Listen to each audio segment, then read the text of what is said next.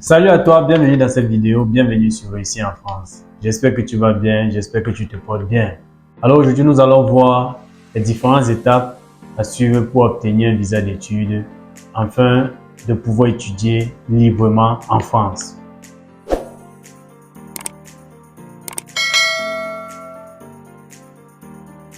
Qui suis-je? Je me nomme Lionel Tchenyebe, l'un des promoteurs de l'Académie Réussir en France, dont l'objectif de cette académie est de vous accompagner afin de vous permettre par vous-même de pouvoir monter votre dossier en vue de l'obtention d'un visa d'études pour la France.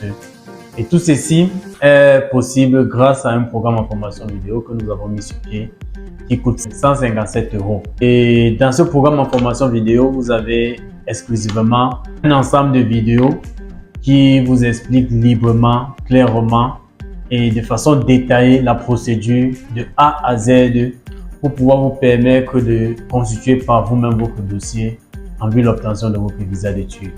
Alors aujourd'hui, nous allons parler des différentes étapes que vous deviez suivre en vue de l'obtention de votre visa d'études pour la France. Et en première partie, je vais énumérer ces différentes étapes. Après, nous allons entrer dans le détail. Et ce que vous deviez savoir, c'est que la procédure pour aller étudier en France se fait en 4 étapes. Ouais, je pense que ça se fait en 4 étapes.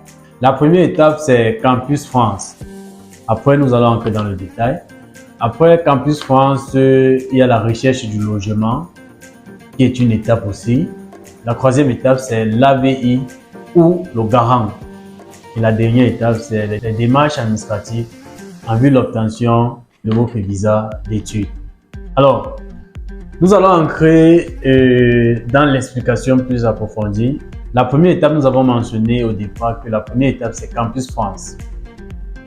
Et Campus France a pour objectif de vous trouver, ou du moins, l'objectif de Campus France, c'est d'avoir une admission. Et généralement, j'aime expliquer aux étudiants que Campus France, c'est 2 sous-étapes. Avoir la recherche de l'admission et l'entretien au niveau de Campus France. Cet entretien vise à vous questionner afin de savoir si réellement vous allez en France pour les études. Donc, lorsqu'on intègre Campus France, la première étape Campus France qui consiste à créer votre espace membre, à sélectionner les différents établissements, remplir votre profil, sélectionner les différentes universités. Vous avez la possibilité de sélectionner 7 établissements où vous allez candidater. Et après cela, lorsque vous allez soumettre votre dossier, vous allez attendre la réponse de ces différents établissements. Maintenant, ce que vous devez savoir, c'est que entre-temps, il y a un entretien auprès de Campus France que vous deviez passer. Les psychologues de Campus France se chargent de vous passer à une interview afin de savoir réellement si vous allez en France, quelles sont vos motivations, pourquoi vous choisissez la France et comment vous êtes en train de vous prendre pour pouvoir intégrer la France et continuer vos études. Donc, Campus France, premièrement, c'est de trouver votre admission et en seconde position, vous avez l'entretien Campus France où vous devez bien défendre votre projet d'études, votre projet professionnel. Vous allez expliquer vos motivations, ainsi de suite. Ce que moi je vais attirer votre attention ici, c'est que ne négligez aucune étape. Voilà, ne négligez aucune étape. Vous savez, la procédure, c'est un ensemble d'étapes et qui vise à se rapprocher au fur et à mesure de l'objectif qui est l'obtention de votre visa. Et dès la première étape, on commence à constituer les documents nécessaires pour la fondation de notre visa. Donc, ne soyez pas surpris qu'à la fin, vous ayez un refus de visa, tout simplement parce que vous avez mal défendu votre projet d'études au cours de l'entretien Campus France où vous n'avez pas expliqué brièvement votre projet professionnel qui vise à montrer aux psychologues et à l'État français que vous arrivez sur le territoire pour étudier et que vous êtes là vraiment pour étudier. Après cette étape de Campus France, une fois que vous avez l'admission, vous deviez passer à la recherche du logement. Voilà. Et pourquoi on commence par l'admission avant d'arriver au logement? Pourquoi pas l'inverse? Tout simplement parce que lorsque vous voulez faire une recherche de logement, vous deviez être très bien situé en fonction de votre établissement. Parce que aussi, il faut savoir qu'il y a des gens qui ont des rejets, qui ont des refus de visa, tout simplement. Par exemple, on constate que l'école est très éloignée d'où ils ont trouvé un logement. On s'est dit que non, ça c'est un mauvais motif, ou du moins cette personne en réalité n'y va pas pour les études. Si vous habitez, si votre établissement est à Douala par exemple, et que vous vous trouvez du côté de Yaoundé, c'est très impossible.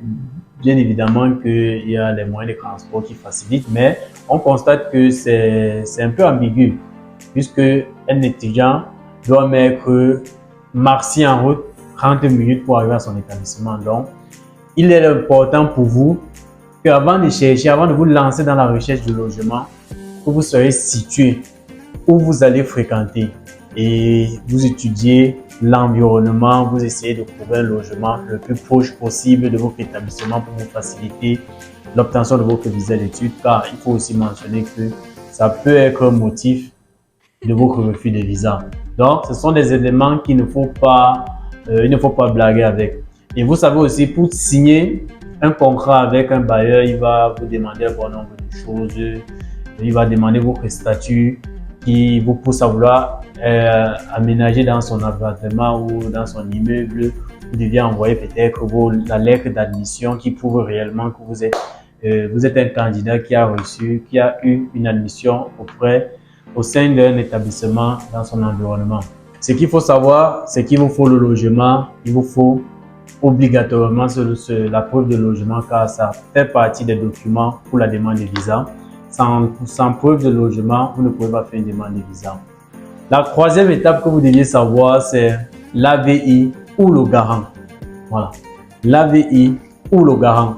Contrairement à d'autres pays, on peut prendre la Belgique, c'est uniquement le garant. En France, nous avons cette possibilité-là, nous avons deux choix.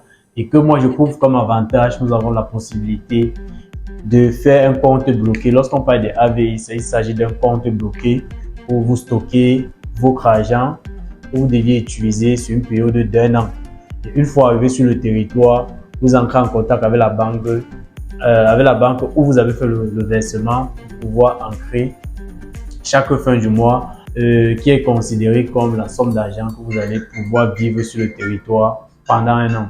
Je disais ceci, donc nous avons deux possibilités. Nous avons l'AVI ou le garant, j'ai expliqué. L'AVI, c'est la preuve de fonds. Vous sommez la somme d'argent qu'un étudiant est censé avoir par mois en France et vous multipliez par 12 avec certains frais que vous versez dans une banque reconnue par l'État français et qui existe généralement sur le territoire, qui va vous permettre de justifier cette étape-là. Ou vous avez le choix d'avoir un garant. Oui, vous avez aussi la possibilité là. Vous pouvez avoir un garant qui va signer une prise en charge. Le document de prise en charge, c'est ce document qui atteste réellement que vous êtes en possession d'une personne qui a les moyens nécessaires, pour vous prendre en charge durant vos études. Ça veut dire quoi? Cette personne qui est responsable de vous à partir du moment où vous décidez d'arriver sur le territoire. Une fois arrivé sur le territoire, c'est cette personne qui est responsable de vous. Si vous avez un problème, c'est pas votre papa peut-être en Afrique on va payer. Non, c'est directement cette personne-là. C'est lui qui est censé répondre, c'est lui qui est censé prendre soin de vous. Donc, c'est un peu ça. Donc, cette étape, nous avons la possibilité, à la troisième étape, de faire le choix entre l'AVI ou le garant. Donc, libre choix à tout un chacun en fonction de ses moyens, en fonction de sa facilité d'avoir l'un ou l'autre pour pouvoir facilement se faire un document afin de continuer sa procédure. Une fois qu'on a rempli les 3 premières étapes, on passe directement, on a remis tous ces documents, on passe directement aux démarches administratives en vue de l'obtention de notre visa d'études. Lorsqu'on parle des démarches administratives, on parle de la prise de rendez-vous pour pouvoir faire un dépôt, on parle du remplissage du formulaire en ligne, on parle de la paperasse qui va avec et dont on a besoin pour pouvoir déposer notre demande de visa auprès de l'ambassade, peu importe le pays où on se trouve. Donc, une fois que vous avez respecté attentivement et que vous avez respecté ce qu'il faut, vous avez bien constitué un dossier sur le fond et sur la forme, en respectant les 4 étapes que j'ai énumérées au départ, vous avez la possibilité de faire votre demande de visa. Et si vous avez respecté la norme, il est évident que vous aurez votre visa d'études pour la France. Donc, en récapitulatif, il existe 4 étapes à suivre pour obtenir un visa d'études pour la France. La première étape, c'est Campus France qui a 2 volets, la phase de demande d'admission et l'entretien Campus France.